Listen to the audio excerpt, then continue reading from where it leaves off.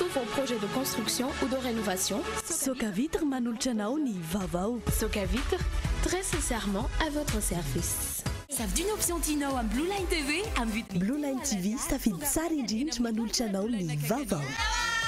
Blue Line TV, ça fait Sarindinch. La couche molle fixe est beaucoup plus absorbante que les autres couches connues. Les couches molle fixe manulchanao ni fampalalambavao. La 4G Batelma vous présente ni vavao. Latino anaraka fivoaran'ny teknôlôjia hatrany ao an-tokantranonao ka mitady lafatra sy ny mora dia tongava nitsika ny magasin Vista ampitany Saint-Georges tsara lalàna. Magasin Vista manolotra anao ny fampalalam-bavao.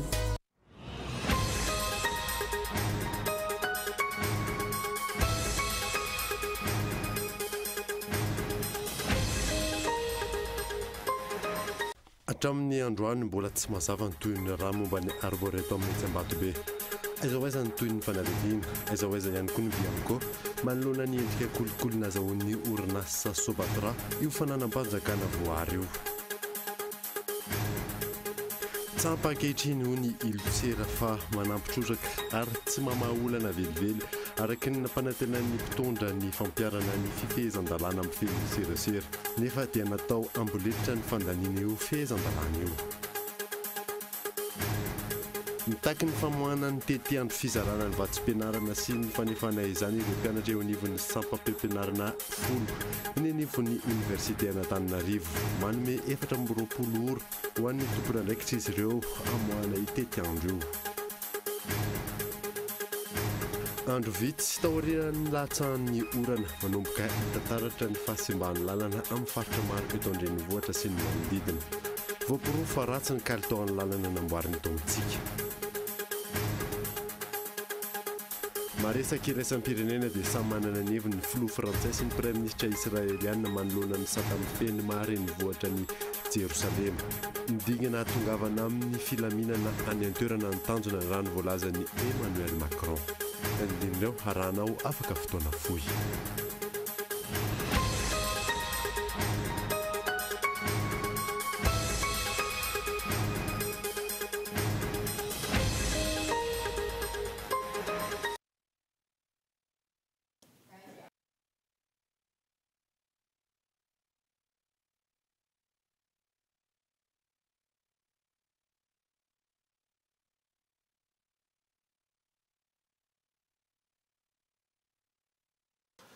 Miaraba tompoko lafinaritra tompoko vavy miaraba manokana ihany koa nan'ireo mpanaraka ny vaovao Ankolo TV any amin'ny faritra indrindra ireo manaraka izany amin'ny alalan'ny FM Toamasina, DSTV Antsirana ary TNTV Fianaratsoa.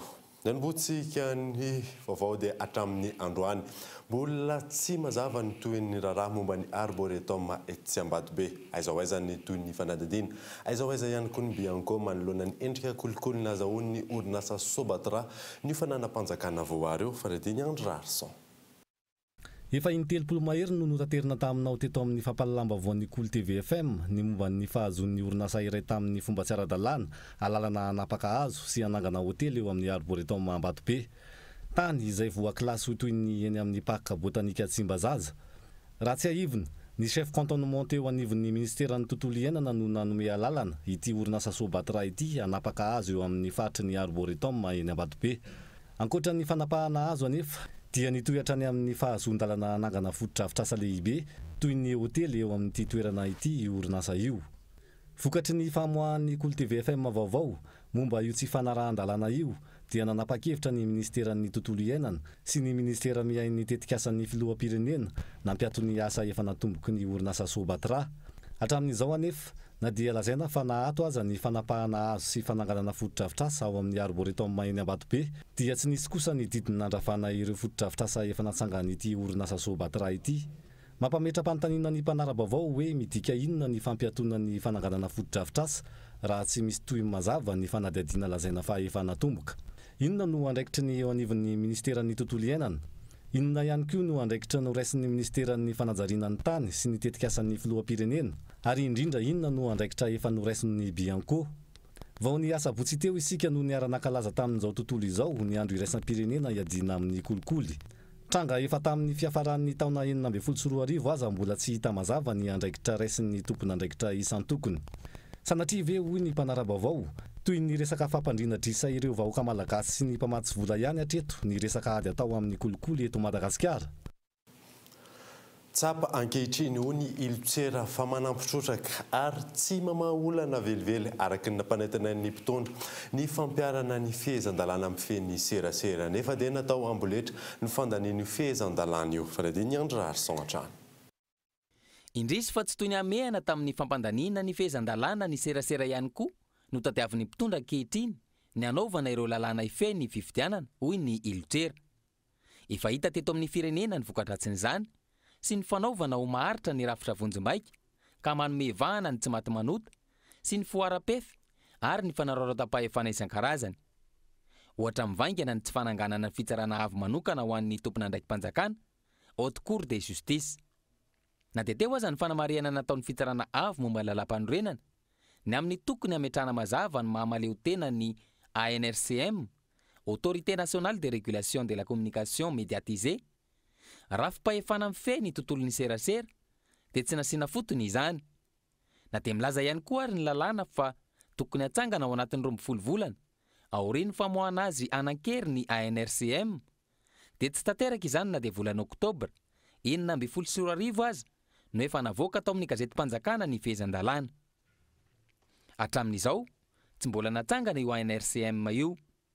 Natsangana kosa teo anivon'ny ministera ny serasera ny DRM na ny direction de la régulation des médias. Azo verina ve zany fa ity DRM ity no manome fahazondalana ny televiziona izay nambara ho an'ny ministra iray eo anivon'ny gouvernemanta araky ny navoaka ny gazety iray mpiseho isan-kerinandro tamin'iny herinandro iny. Aiza ilay nambara hatrizay fa atao mizana mitovy ny fanomezana lalana ny haino aman-jery tsy miankina. Sa kosa heverin'ny ministra tompon'andraikitra sy ny mpitondra fanjakana ankehitriny fa io fampahalalam-baovao amin'ny televiziona mbahoaka kenday ny mpitondra io sy ireo tompomena kely eny avoloha ihany no fampahalalam-baovao mendrika ny vahoaka malagasy. Dia ahoana ny momba ny fampahalalam-baovao maro loko takiny ilay andininy fa 7 amin'ny fanambarana ny zon'olombelona. Tany mpanjakana mirefy manodidina ny 420 hektara no mampifanolana fianakaviana maromaro amin'ny olona milaza ho tompon'ny tany ao Ambohimanana Fokotany Antanety-be Ilafy. Tsy mazava amin'ireo mponina any an-toerana ireo antotan-taratasy entin'ireo milaza ho tompon'ny tany. Mioramanitra. Fianakaviana anjatony no mitaraina no ny fakan'olon-tokana ny tanin'izy ireo izay voalaza fa anana ny taratasy mazava. Hatramin'ny taona 377 ny ray aman-dreny lehibe anireto olona ireto no nanajary io tany io ary olona roa ihany no teo amin'io velaran-tany io. Milaza ho manana taratasy ara-dalàna amin'io velaran-tany io ireto fianakaviana maromaro ireto. Misy anefa ankehitriny olon-tokana milaza ho manana taratasy manamarina fa azy io tany io. Tanany ity tena lovanay tamin'ny dadabe anay. Azonareo dia efa tamin'ny 1933 ity ny lovanay voaka titre borné tamin'ny dadabe anay. Dia nisy rahalahany Raberiky zay tompon'le tanàna indray ilany.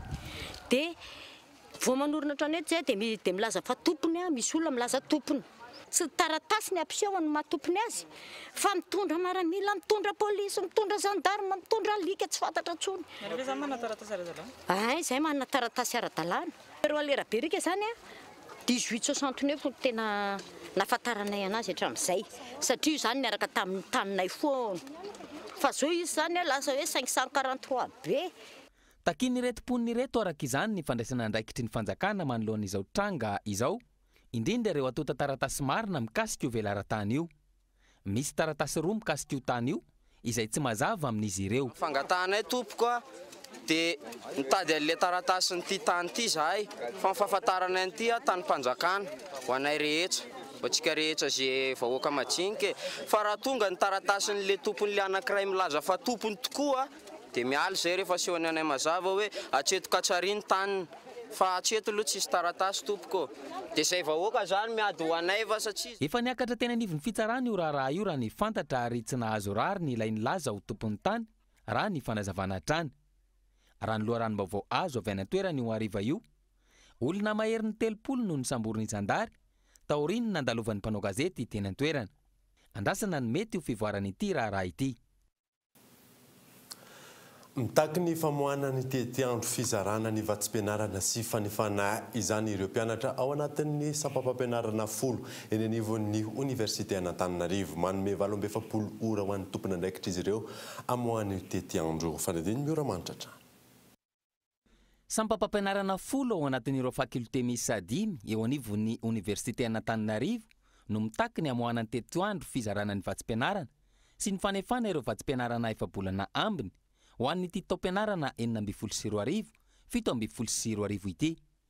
Ny faculté des sciences ahitana sampam-pampianarana iray, ny faculté d'Aix ahitana sampam-pampianarana 4, ny faculté médecine, agro, polytechnique ary ny ENS. Ny mamerina, ny fitakina, ny vatsim-pianarana izay efa nampatsivinay nitrangy ny valinaretina peste reny ary efa nampanantenena moa izay hoe rehefa miverina mianatra tamin'le 20 novembre tokony efa nivoaka ny calendrier kinanjo moa hatreto dia mbola tsy mivoaka izay vatsim-pianarana izay ka dia manamafy an'izany izay ary manome fotoana 27 ho an'ny tompona andraikitra ho nivony izay tena voakasika an'izany ny ministère fampianarana sy ny ministère ny teti-bola mba hanome valiteny mahafapo hamaritra mazava tsara mialohan'ny faran'ny taona hoe roviana ivoaloha vao tonga aty amin'ny kitapom-bola université mba hafahana miroso amin'ny fitsinjarana anazy isaky ny établissement zany misy eo amin'ny 4 volana eo zany sy ireo vatsim-pianarana izay mbola tsy azo ireo. Taoriny ny fialan-tsasatra mambolana tsy maintsy natao teny amin'ny Université Antananarivo noho ny fianaky ny valanaretina peste. Ahina izy fiantraikany amin'ny taom-pianarana ihany koa ity fahatarany fizarana ny vatsim-pianarana ity. Efa mamaraparana ny taom-pianarana ny sampam-pampianarana rehetra eny amin'ny Université Antananarivo ankehitriny. Andro vitsy taorian'ny latsahan'ny orana manomboka hitataratra ny fahasimban'ny lalana amin'ny faritra maro eto an-drenivohitra sy ny manodidina. Voaporoa fa ratsy ny kalitaon'ny lalana namboarina eto amintsika. Fanadiny Mikael Ramalola. Manomboka miasimba tsikelikely ny lalana eto an-drenivohitra sy ny manodidina. Misy amin'ireo lalana no tsy azo ny fiara andehanana intsony ny atsasany.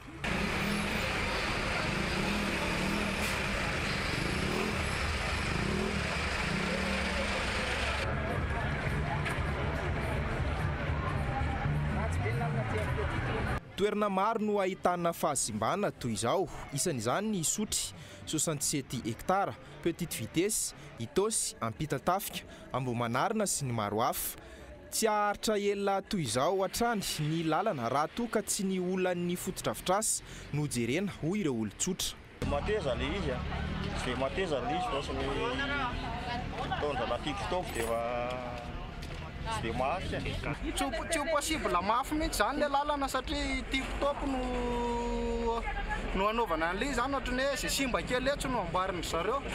Satria anao betsaka ny olona mitaraina hoe amin'ilay lalana simba dia le lalana nefa miteraka embouteillage be.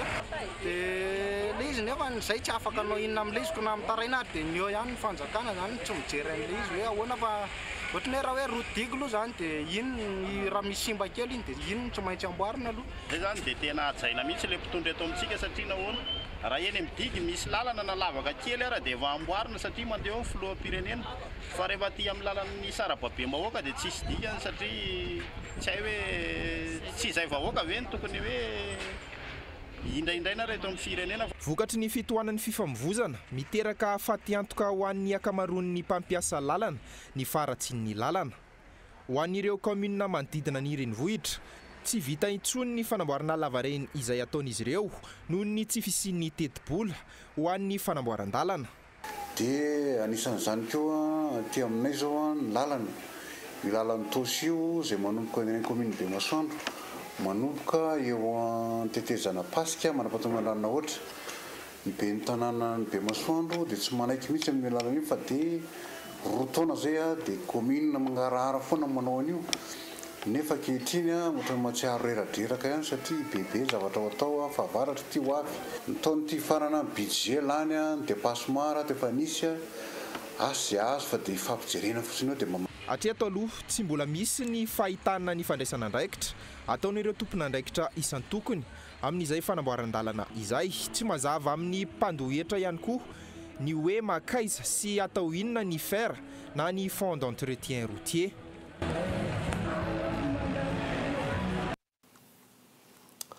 eo amin'ny famatsiana herinaratra any amin'ny faritra ambanivohitra mavesatra amin'ireo mponina ao Ankilizato distrika Mahabo ny fanofana compteur isam-bolana sy ny fividianana herinaratra amin'ny sehatra tsy miankina mampanofa herinaratra any an-toerana. Fizora Faly. 550 sy R1,000 isam-bolana izay no hanofana compteur iray ho an'ny mponina any amin'ny fokotanana Ankilizato distrika Mahabo faritra Menabe. 2,500 kosa ny vidianan'izy ireo ny kilowattheure. Mavesatra amin'ireo vahoaka any an-toerana izay tantsaha avokoa anefa io saran'ny herinaratra io. Ankilany tsy misitraka tsakany sy andavany izany herinaratra izany izy ireo manoloana ny fahatapahana lavandrany.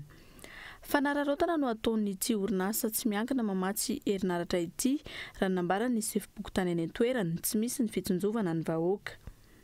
Filazandreo zany tsy ampy zao ny rano kanefa zay zao mahita tsy hoe sy fampian-drano mihitsy fa le reo mihitsy tsy mandray ny andraikitry-ndreo ngamba fahitako an'azy satria lalazaindreo tsy ampy ny rano efa misy otsakoa zao ny anandoany any dia zao tiandreo atao ihany zany natao fa tsy mamisy hoe fitsinjovana ny vahoaka zay lafy ny fahazavana zay ka zay zany dia mangataka zay amin'ny fiainahany io mihitsy satria tena tsy zakany vahoaka mihitsy ary mampikaikaigny vahoaka zany izy zavatra io ampin'izin'izay moa zany hoe zahay mandoa nanontany andreo zany vatategna zao nanontany an'le tompony rehetra mihitsy hoe inona dikany compteur location indreo dia za moa zany teny hoe zahay tsy hanao location zavatra maty hoe tobily maty ve atao location satria la ohatra hoe lazaindreo fa location izy tsy mandeha nefa tsy mandeha tsy manaraka ny filana zany izy hoe mandeha andro sy alina zay fa misy fotoa fatapahana izy.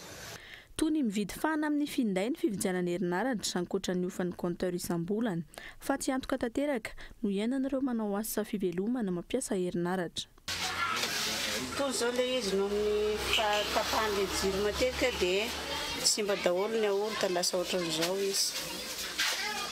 Jus masiso dia tsisy hividy jus masiso mihitsy fa tsy maintsy ariana rehefa afaka ny ray andro iny. Compteur ianao mitomboka foana isam-bolana. Jiro indray ianao ohatra hoe fa akaika lany crédit anao dia mandeha crédit ianao. Ny fikojakojana tsy maintsy atao amin'ny milina no antony fahatapahana raha nambarany teknisiana eo anivon'ity orinasa tsy miankina mamatsy herinaratra ny an-toerana ity. Fahatapahana moa zao dia tsy maintsy misy satria misy karazana entretien systématique iny moa tsy maintsy milaza zahay mialoha. Eo amin'ny resaka karazana hoe zavatra miseho ohatra hoe ny incident miseho tampotampoka zany iny moa zany tsy iny zany tsy fantatrinay iny fa rehefa miseho iny dia tsy maintsy mandefa termique zay. Manoloana ity tranga ity mangataka ny fampihenana ny vidin-jiro sy ny ofan'ny compteur arak'izany ireo olona ny an-toerana. Raha ny fanazavan'ny solombavambahoaka ny Mahabo amina miliara ariary ny volam-panjakana tafiditra amin'ny famatsiana ity orinasa vahiny herinaratra ity ao amin'ny komina Ankilizato kanefa manao izay tany kibony tanteraka izy ireo. Tsy misy ny fifampidinian'izy ireo amin'ny tompony andraikitra manoloana ny fahatapahana ho hiatrany ny solombavambahoaka. Andro vitsy mialohan'ny fetan'ny krismasy mitobaka ny hazo noely sy ny kojakoja fampiaingona izany eny an-tsena eny. Ireo vita sinoa no lasa lamaody sy betsaka mpanjifa tamin'ity taona ity. Tafiakatra manodidina ny 3 hetsy ariary kosa ny vidiny miankina amin'ny habeany sy ny paoziny fanadiny miantarandrianay. Nenay zany tsy mividy sapin de Noël fa nenay le naturel nalainay. Aiza nareo ma? Any ambanivohitra nenay tanànanay any. Isataona zay maka foana ka sady nenay peraka eny am-piangona. Tsy mividy fa ny ahy fa nanofiko foana ka efa le anareo foana ny avoaka. Le pano ihany? Iny foana ny kajiko fa le décoration zany no apiko kely foana ovaovako fa le alina zany iny foana no gardeko. 14 andro mialohan'ny fetin'ny krismasy ny hazo noelina ny sapin no mameno tsena. Nahazo vahana tamin'ity taona ity ny vita sinoa raha noarina ny vita malagasy izany hoe ny hazo noely sy haingo vita sinoa amin'ny endriny hafa no betsaka mpanjifa nanomboka ny fiandohan'ity volana desambra ity. Tena mandeha le majinijinika kely reny ohatra en valeur 50 000 midiny. Irlande zay mbola mandeha? Mandeha le izy rehefa le matevina fa le taloha le stomina reny tsy dia mandeha. Le vita gasy reny zany tsy dia misy mpanotany. Le vita sinoa daholo na ny tanin'olona. Niakatra ihany koa ny vidiny raha noarina ny taona lasa hoy ny mpivarotra. Mahatratra amin'ny 7,3 ariary ny sapin iray ankehitriny, 2 ariary ny ambany indrindra, miankina amin'ny habeany sy ny endriny. 5 ariary no mihoatra kosa ny vidiny kojakoja fampiangona. Herinandro ty zao ny tsena aloha mba netinety kely. Raha manomboka amin'ny sokatra izany zao? sokatra izy zao am'izao zay zao zoma sabotsy zao zay nalafo 2005 teo zay sy ampy lany be sy tokotokony aprime ihany aprime zay tsy manao an'ity foana nge fa fourniture ny tena ataonay fourniture de bureau. Mandidina ny 2 hetsy ariary isan'andro no ampidiriny mpivarotra kojakoja andro vitsy mialohan'ny fetin'ny krismasy izao. Ny fiatomboan'ny volana desambra ka hatramin'ny 17 ny volana desambra io no mandeha ny tsena raha ny fanazavana trany. Anaraka dokavarotra isika mialohan'ny anoizatsika ny vaovao izay ahitana ny momba ny herinandro ny valoha izay manomboka androany. Hijery ny antsipirian'ny fisariana amin'ny UEFA Champions League angony isika izay vokatra vita tamin'ny ity androany ity. Rehefa avy eo.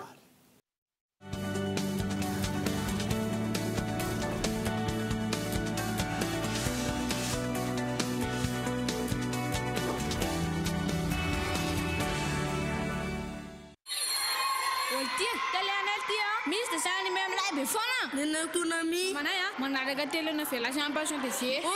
Menan tertukumuterapeut. Talanya pun terfoot. Teteli sampisa.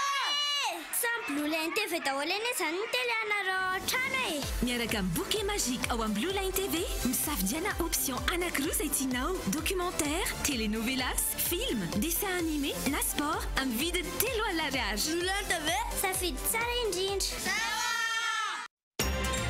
Mesdames, messieurs, chers parents, voici Théo, le bébé qui consomme le plus de liquide au monde. Le monde entier parle de lui. La vraie question est de savoir quelle couche peut absorber autant de liquide. Quelle couche Théo utilise-t-il? Mon fils Théo utilise bien sûr la couche de bébé la plus absorbante, la couche Molfix. La couche Molfix est beaucoup plus absorbante que les autres couches connues. Les bébés sont sous protection de jour comme de nuit, chaque jour de la semaine. Molfix. Maman. Mlaibe andefas SMS BDB namanao miaraka amin'ny yellow mahazo bonus exceptionnel SMS 100 amin'ny vidiny 100 ariary fotsiny tsindrio ny dièse 322 étoile 67 dièse Telma numéro 1 ho an'ny tanora.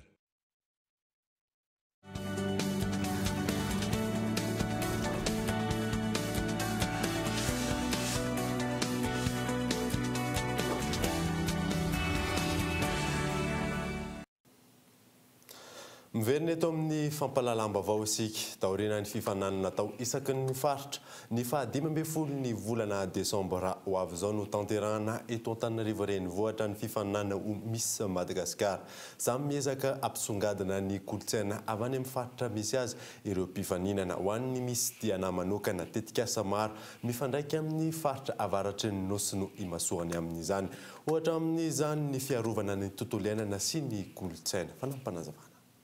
Kolontsaina malagasy no anisan'ny mampiavaka ny malagasy ary no zany élu Miss Diana ka ny kolontsaina ny Diana no tiako ampisongadina mba ho nandritra avan'le mampiavaka azy ary tsy izay koa fa mba amokako ny différence ny malagasy raha toa ka lany Miss Madagascar tsy ny Diana ihany fa amin'izay fotoana izay efa Madagascar le izy dia hitondra avokoa ny kolontsaina ny gasy rehetra amoaka fa mba miavaka ny gasy tsara ny gasy.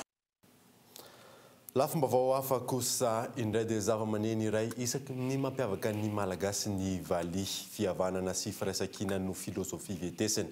Voalaza ho manasitrana ihany koa ny feo avoakan'ny valia mariana manomboka androany hatramin'ny 15 desambra izao ny herinandron'ny valia. Fanadiny Michela Ranarjon.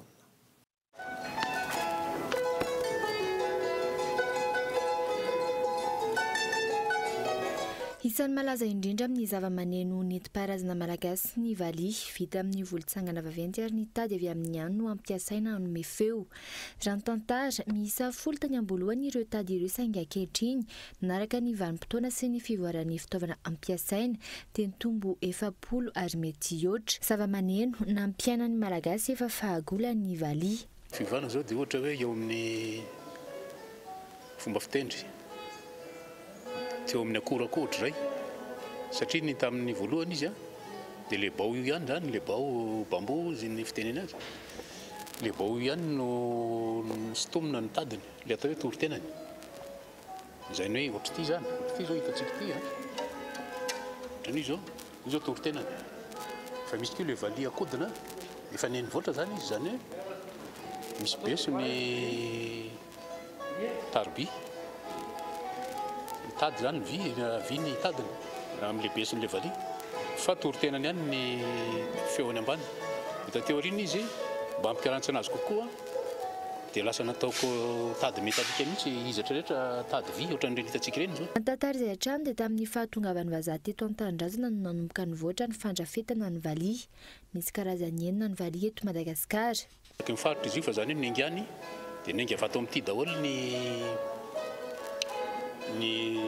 aingam-panahy ningy atao anatiny inspiration zany da miteny anazy zany hoe misy bao eo misy tohany zay vao tohanana asiana toniny le toniny zany ny anankiroa reto dia avy eo misy tohany ohatran'ny toniny tombalia fa ny tany atsimo zao ny marivany zany dia ohatr'izay ihany fa tsy dia betsaka bambo tany dia nataony valia surcaisse izy marivany dia misy valia valia vata dia misy keo ny valia rafia zany amin'ny avaratra iny zany. Raha ny fanadihadiana natao manomboka miverina mahazovana ny fitendrena valia eto Madagasikara na dia eo aza ny firoborobon'ny teknôlôjia sy ny fivoarany zava-maneno. Ny fitendrena aloha zany atao hoe betsaka ny ity nefa betsaka ihany koa tsy dia mahay an'le izy na dia atao hoe zava-maneno nentim-paharazana raha le izy dia mety sarotsarotra indrindra ho an'ny tanora izay efa mirona any amin'ny resaka fanatontoloana mozika hafa mihitsy ka izay ny saritana ny sain'ny indrindraindrindra ny tanora sy izay mpakafia dia mba miezaka mitendry mahafantatra miezaka mahafantatra aloha. Ankoatra ny mahazava-maneno azy raha ny fantatra dia manana asina manampy amin'ny fanasitranana ihany koa ny valia. Ianao raha hoe tena mino azy vao mitendry ianao dia misy zavatra ny vibreny anatinao ary tonga dia mamonjy any amin'ny fanahy any amin'ny saina any amin'ny mpaharatroka rehetra any zany ka satria ilay valia tsy inona virtuose ary amin'ilay asiny izy dia ngamba hitanareo any nindran-tany izy miaraka amin'ny fitsaboana izy any ohatra ilay olona manao tromba na manao bily dia valia no amoazana azy famoazana fanahy. Marina manomboka androanatra amin'ny 17 ny volana Desambra izao etsy amin'ny Alliance Française de Tananarivo ny herinandro ny valia. Voaositra ho tompon-dakan'ny Afrika eo amin'ny lalao échec latsaky ny 12 taona i Madagasikara tamin'ny alalan'ny Ralson milanto Arfidy. Fifanana izay natao tany Egypte ny 7 Desambra lasa teo. Firenena 12 no nandray anjara ary nahitana mpilalao 570 mpilalao 4 no nandrafitra ny ekipa pirenena malagasy teo amin'ny sokajy latsaky ny 12 taona no nanoban'ny malagasy io medaly volamena io.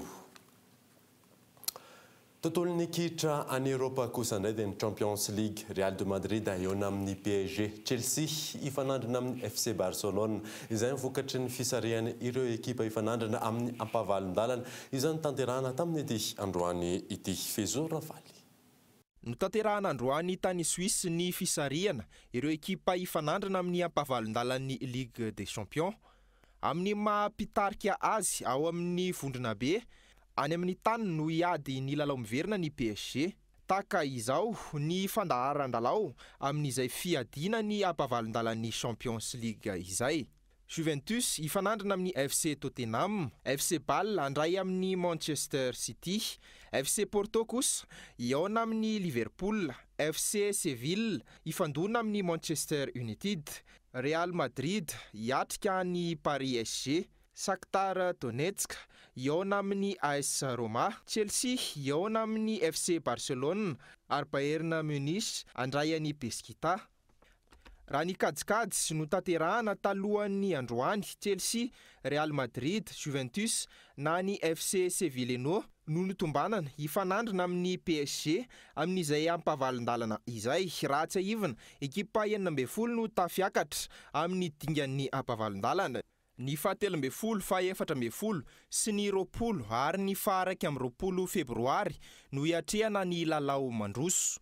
ny fahaenina sy ny fahafito ary ny faha-13 sy ny faha-14 ny volana martsa kosa no iadina ny lalao miverina. Maresaka iraisam-pirenena kosa indray dia samy manana ny heviny ny filoha frantsay sy ny praiminisitra israeliana manoloana ny satam-feny marenivohitra ny Jerosalema nidingana tongavana amin'ny filaminana any an-toerana ny tanjona raha ny voalazany Emmanuel Macron fanadina eo amin'ny sarin'ny France 24. Ny olana miseho eo amin'ny satam-feny marenivohitra ny Jerosalema no antony fionana teo amin'ny filoha frantsay sy ny praiminisitra israeliana omaly tany Frantsa. Ny fanohitra ny hevitra ireo mpitondra firenena roa momba ity tranga ity izay niteraka fifandonana nanomboka tamin'ny herinandro lasa teo. Nanamelika ireo endrika herisetra miseho an'ny Proche-Orient ny filoha frantsay izay niona tamin'ny praiminisitra israeliana omaly. Efa nolazaiko tamin'ny praiminisitra israeliana teo fa toeriko ny hevitra nambaran'ny filoha amerikanina ho an'ny Frantsa mifanohitra amin'ny lalàna iraisam-pirenena zany ary ahina iteratoza. Paris est la capitale de la France.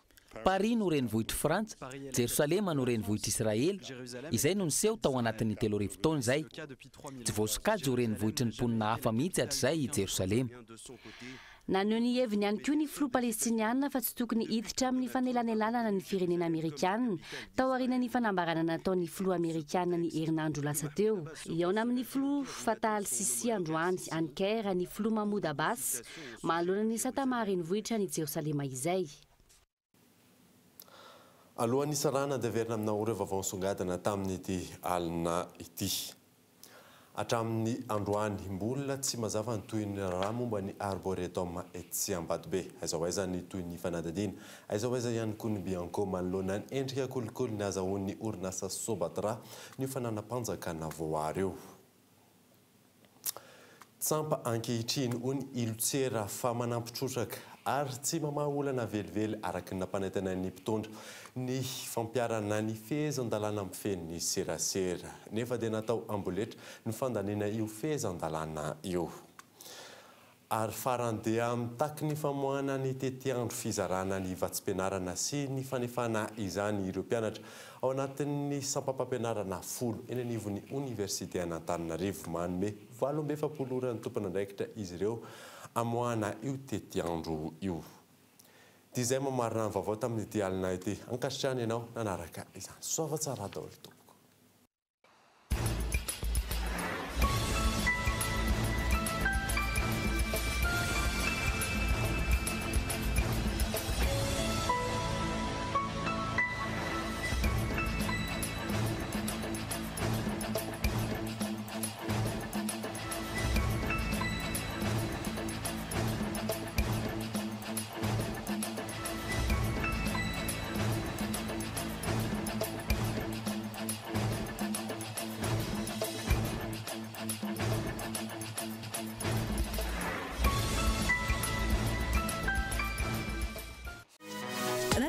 Fivoaran'ny teknolojia hatrany ao an-tokantranonao ka mitady ny lafatra sy ny mora dia tongava mitsidika ny magasin Vista ampitany Saint-Georges tsara lalàna.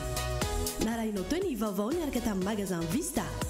La 4G by Telma vous a présenté Ni vaovao. La couche molle fixe est beaucoup plus absorbante que les autres couches connues. Narahinao teo ny fampalalam-baovao niaraka tamin'ny couche molle fixe. Savent d'une option Tino à Blue Line TV Ny vaovao dia niarahanao tamin'ny Blue Line TV safidy tsara indrindra. Blue Line TV safidy tsara indrindra. Pour tous vos projets de construction ou de rénovation. Narahinao teo ny fampalalam-baovao niaraka tamin'ny Soca Vitre. Soca Vitre, très sincèrement à votre service.